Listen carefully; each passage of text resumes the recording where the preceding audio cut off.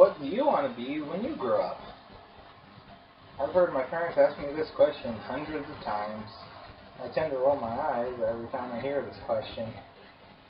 I really have no clue what career I want when I grow up.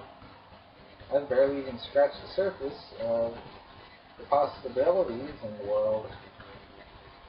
Do you know what you want to be when you grow up? The fictional story I have chosen to read is Starfood. It is a short story in the book Emperor in the Air, written by Ethan Kanin. Mr. Kanin was born in 1960 in Michigan. He went to Stanford University to study engineering.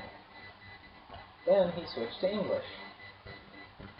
Ethan had written 2 stories that were published while he was still at Stanford.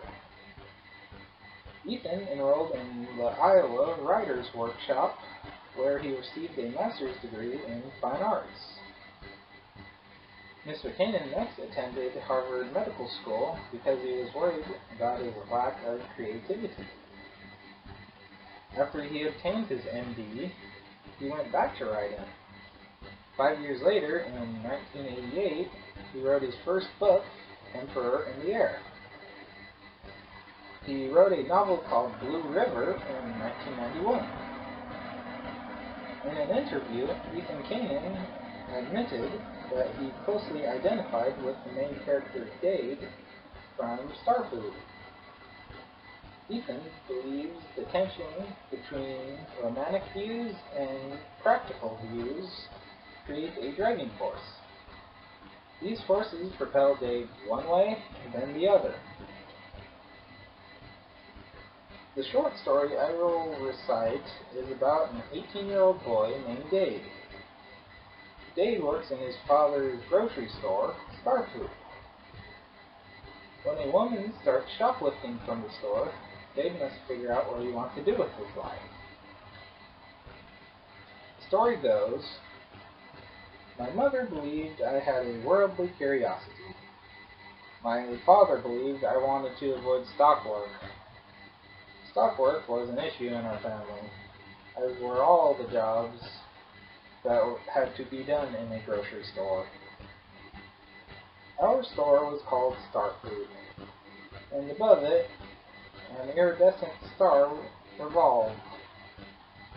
Its circuits buzzed, and its yellow points drooped with the slow melting of the bulb.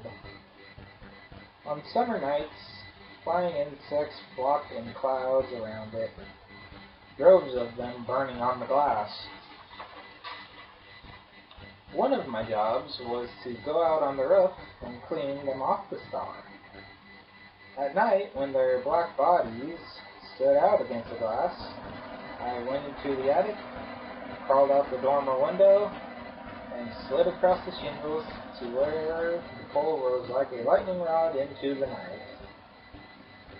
I reached with a wet rag and rubbed away the green bugs and pickerel moths until the star was yellow-white and steaming from the moisture. Then I turned and looked over our cave, into the hills where oak trees grew in rows on the curbs, and where girls drove to school in their own convertibles. My father came up on the roof sometimes to talk to me about the store, while the clean bulb buzzed and flickered behind us.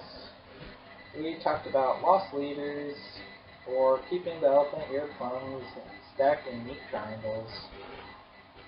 My father talked to me a lot about quite a few other things. He also made me look in the other direction whenever we were on the roof together. Not west to the hills and clouds of barbecue smoke, but east to the other part of town. We crawled up one slope of the roof, then down the other, so I could see beyond the back alley where wash hung on the lines in the moonlight. These were the neighborhoods where men sat on the curbs on weekday afternoons, where rusted wheelless cars lay on blocks in the yards. You're gonna end up on one of those curbs, my father told me. I hope you enjoyed my reading of Starfood. At the present, Ethan Kanan is an English professor for the Iowa Writers Workshop. I bet he's still unsure about what he wants to be when he grows up.